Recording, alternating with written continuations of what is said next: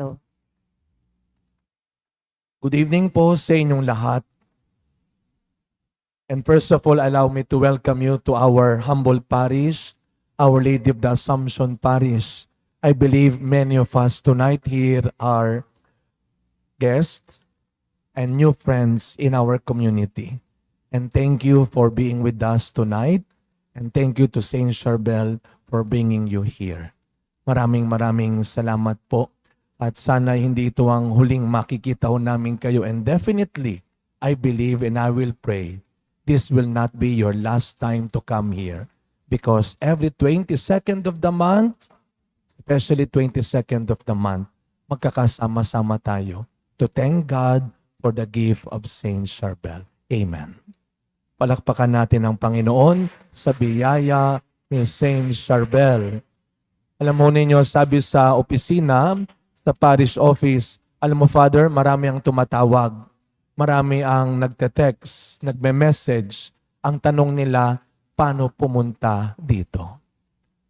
Paano pumunta dito? And you know, while reading the gospel tonight and seeing how people from different places, when they learn about the great things that Jesus done for so many people, especially for the sick, para bang naalala ko ito habang kinukwento sa akin ng mga staff na marami nagtatanong kung paano pumunta rito. Kasi parang lahat tayo kailangan ng himala. Hindi lang basta biyaya, pero himala.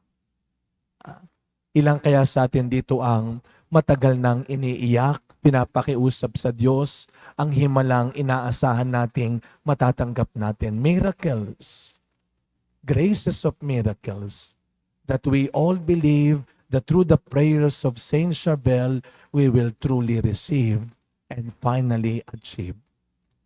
Pero napakaganda ng ating responsorial psalm for tonight.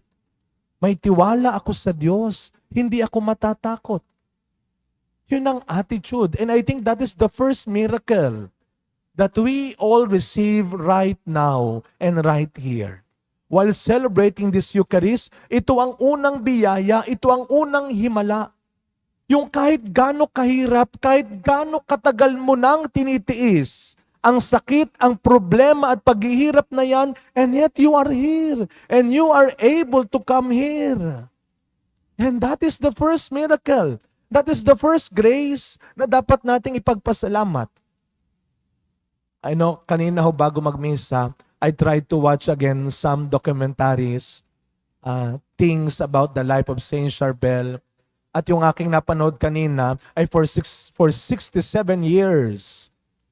For 67 years after the death of Saint Charbel, in 1988, kung di ako nagkakamali, in 1988, siya ay namatay bisperas ng Pasko.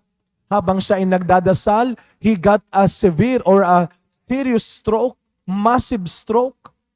And for 8 days, hindi siya makakilos. Hindi siya makagalaw. At ito yung isa sa mga makapangyarihang himala na nangyari kung bakit merong devotion every 22nd of the month because of Nohad El Shami.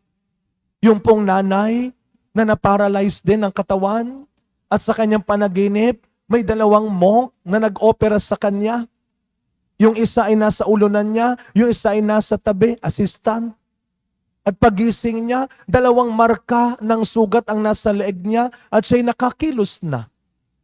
At nung aking pinag-aaralan, binabalikan, bakit natapos yung last days of Saint Charbel in this world? On his 70th life in this world, natapos nang naparalyze ang kanyang katawan. Tapos yung great miracle kung bakit may 22nd of the month na devotion ay sa pamamagitan din ng isang nanay na naparalyze ang katawan. Hindi makakilos.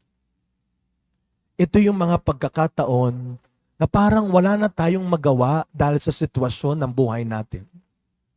'Di ba? Hindi ka naman na-stroke. Hindi ka naman paralyzed. Pero bakit parang wala kang magawa sa sitwasyon ng buhay mo ngayon? Bakit parang walang magawa yung pera mo? Bakit parang walang magawa yung mga connection mo? Bakit parang walang magawa yung mga kakilala mo? Yung position mo? Remember, it is when we are weak that we are strong. Because it is when we are weak that we learn to humble ourselves and increase our faith in God again. Kaya yung maraming tao na naghahanap kay Kristo, siguro ang bilis nilang maglakad, ang bilis nilang makipagsiksikan. Buti na lang tayo ay hindi pa ganon, pero I believe pag tumagal-tagal pa ito, mukhang hanggang second floor na ang mga tao dito sa aming munting simbahan. Pero bakit yung katawan nila kayang gumalaw? Pero alam natin na may hangganan ang kakayahan, ang alam ng isang tao. At sa mga pagkakataong tayo nagkakasakit, una, papaalala ko, hindi gawa ng Diyos yan. Hindi bigay ng Diyos ang pagkakasakit mo. Hindi bigay ng Diyos ang mga problema at pinagdadaanan mong pagsubok ngayon.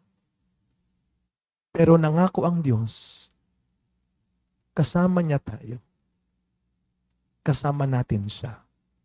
Lalo na sa pinakamadalim at mahirap na sandali ng buhay natin. And Jesus said, and God said, my grace is enough for you. Miracles do happen every day. After nating magmisa, at the end of the Mass, we will have the blessing with the oil of Saint Charbel. Baka naman pagkatapos nito, asahan ninyo bukas wala na yung cancer ninyo. Tapos pag hindi nangyari, wala naman pala, hindi naman pala totoo eh. Huwag tayong bumalik next month. Hindi naman overnight lang yun. But anything, God can do anything, anytime, and anywhere. Who knows? And we believe and we hope that God can do great things for you and through you, even tonight.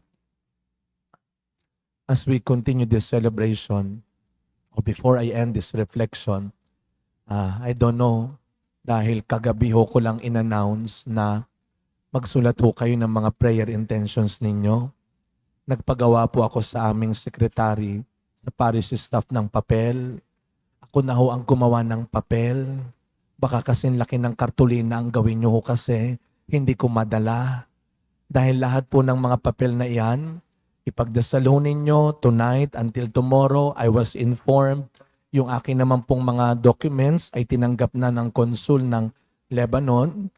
And hopefully by tonight or tomorrow ay matanggap natin ang magandang balita na ako'y makakapunta na by next month sa Lebanon to visit the holy places of Saint Charbel. At isa po sa gagawin ko, pabawasan ko na lang yung mga damit kong dadalhin para magkasya yung mga prayer intention ninyo. No? Dadalhin ko po lahat ng yan. Dahil nangako si Saint Charbel that you go to Anaya and I will always be there and you can meet me there. And through these simple papers, small papers, I will make you meet Saint Charbel. I will bring your intentions and prayers. Pagdasal nyo muna. Para pag next month, ako ang nagmisa ng 22, ibig sabihin, hindi natuloy. Kasi next month po, ang alis ko po, hopefully, God permits, ay February 19. So by the 22nd of the month next month, I will be there and offering your intentions. Pero mga kapatid, wag ko kayo mag-alala. Wag niyong kakalimutan. We receive graces.